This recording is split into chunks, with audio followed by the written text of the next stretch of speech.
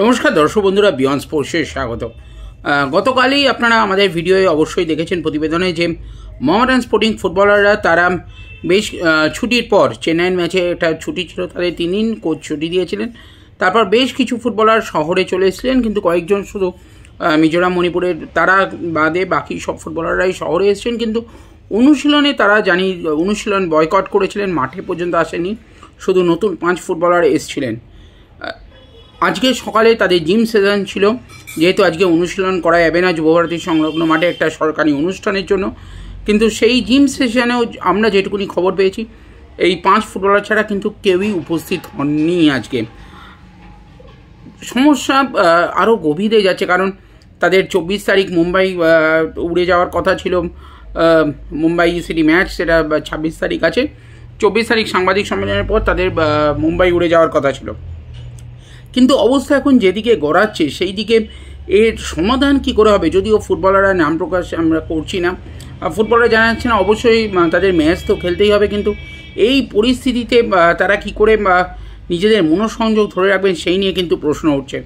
আজকে কিছুক্ষণ আগে স্ট্রাচি স্পোর্টসের তরফ থেকে একটা কিন্তু সাংবাদিকদের উদ্দেশ্যে একটা প্রেস রিলিজ দেওয়া হয়েছে, এবং যেখানে তারা ক্লিয়ারলি তুলে ধরছেন যে তারাও কিন্তু প্রথমে এটাকে রিউমার বলে তারা উড়িয়ে দিয়েছিলেন। তাহলে সেদিন যদি রিউমার বলে থাকেন, তাহলে আজকে আবার কেন সেই নিয়ে প্রেস রিলিজ দিতে হচ্ছে, এবং নিজেরা কোথায় তারা মুশকিলে পড়েছেন, তাহলে আজকে কেন তাদের এই কথাটা বলতে হচ্ছে। সেদিন যদি তাহলে সেই একটা জার্নালিজম নিয়ে তারা প্রশ্ন তুলে থাকেন, তাহলে আজকে হঠাৎ কেন প্রেস রিলিজ দেওয়ার প্রয়োজন হয়ে পড়লো। 3 দিনের মধ্যে এমন পরিবর্তন হলো, 15 তারিখ থেকে 21 তারিখের মধ্যে কী এমন, 16 তারিখ থেকে 21 তারিখের মধ্যে কী এমন পরিবর্তন হয়ে গেল যে সেদিন যেটা ছিল একটা খুব বাজে জার্নালিজম, আজকে সেটাই হয়ে গেল, তাদেরকে প্রেস রিলিজ দিতে হলো। যাই হোক, সে দ্বন্দ্ব তো থাকবেই, সেই নিয়ে প্রশ্ন আমাদের থাকবেই। সাংবাদিকদের উদ্দেশ্যে তারা যখন প্রশ্ন করতে পারেন, আমাদেরও প্রশ্ন করার অধিকার থাকে। যাই হোক, যেটা আজকে তাদের প্রেস রিলিজে বক্তব্য যে তারা মৌ স্বাক্ষর করেছিলেন, এবং বাংকার হিল এবং মোহামেডান স্পোর্টিংয়ের সাথে অরিজিনাল ইনভেস্টার বাংকার হিল তারাই এই স্ট্রাচি স্পোর্টসকে এনেছিলেন। তারপর মোহামেডানের সাথে তাদের একটা আলাদা বোর্ড গঠন করা হয়, সমস্ত কিছু একটা মৌ স্বাক্ষর হয়েছিল। কিন্তু সেই মৌ স্বাক্ষরের একটা ডেট সময় থাকে, সেই মৌ স্বাক্ষরের সময় কিন্তু এক্সপায়ার করে গেছে। তারা যেটা জানাচ্ছেন, তারা 50% যেটা অর্থ দেওয়ার, সেই অর্থটাও তারা ইতিমধ্যে দিয়ে দিয়েছেন। কিন্তু সমস্যা হচ্ছে এখনও পর্যন্ত তাদের পক্ষে যে শেয়ার আসার কথা ছিল, সেই শেয়ারই নাকি হস্তান্তর করা হয়নি।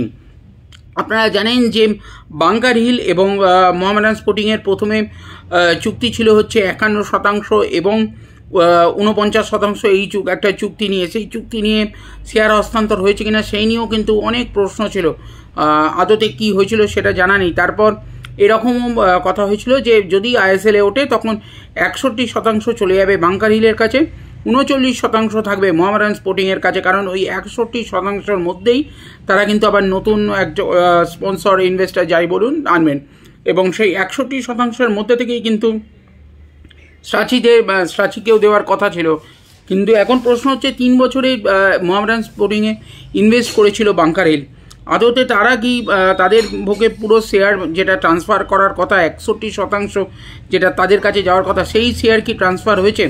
কারণ যা শোনা যায় যে গত মাসে একটা লিগ্যাল নোটিশ কিন্তু বাংকার হিলের তরফে মোহামেডানকে পাঠানো হয়েছিল যে এই শেয়ার হস্তান্তর করার পেছনে, এবং যতক্ষণ না শেয়ার হস্তান্তরকরণ সম্পন্ন হচ্ছে ততক্ষণ তারা কিন্তু কোনো রকম আর অর্থ ব্যয় করবে না বলেও জানিয়ে দিয়েছিল। এবং এর ফলে তাদের কাছে বাংকার হিলের কাছে শেয়ার না আসার ফলে বাংকার হিলও কিন্তু স্ট্রাচির কাছে কোনো রকম এখনও পর্যন্ত যেটা জানা যাচ্ছে যে কোনো রকম শেয়ার হস্তান্তরকরণ তারা করতে পারেনি। এর ফলে প্রায় যেমনটা স্ট্রাচি জানাচ্ছে, তারা 50% অর্থ তাদের যতটা তারা চুক্তি বলে জানিয়েছিল যে অর্থ দেবে, তার মধ্যে 50% ইতিমধ্যে দিয়ে ফেলেছে।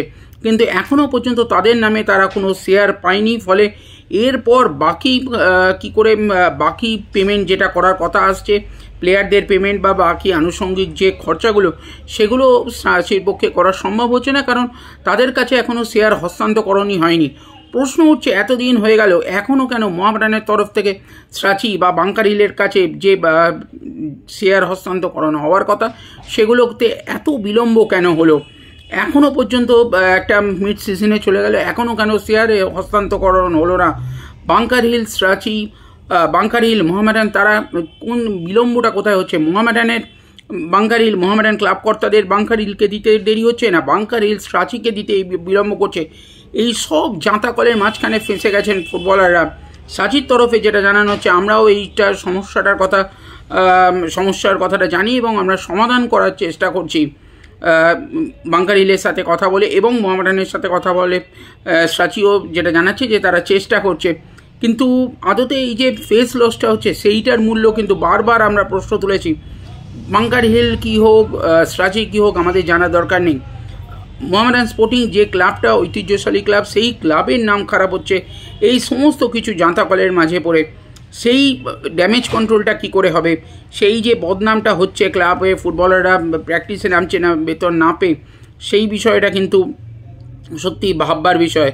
কতদিনে কিভাবে সমস্যা তারা জানিয়েছে, এই সমস্যার সমাধান তারা করতে চাইছে। প্রথমে শোনা গেছিল যে বাংকার হিল কর্তা দীপক কুমার সিং তিনি আজকে হয়তো শহরে আসবেন, আদতে তিনি আসছেন কিনা এবং সেই মিটিং হচ্ছে কিনা সেটা নিয়েও এখন একটা কেউই পুরোপুরি সামনাসামনি বলতে চাইছে না।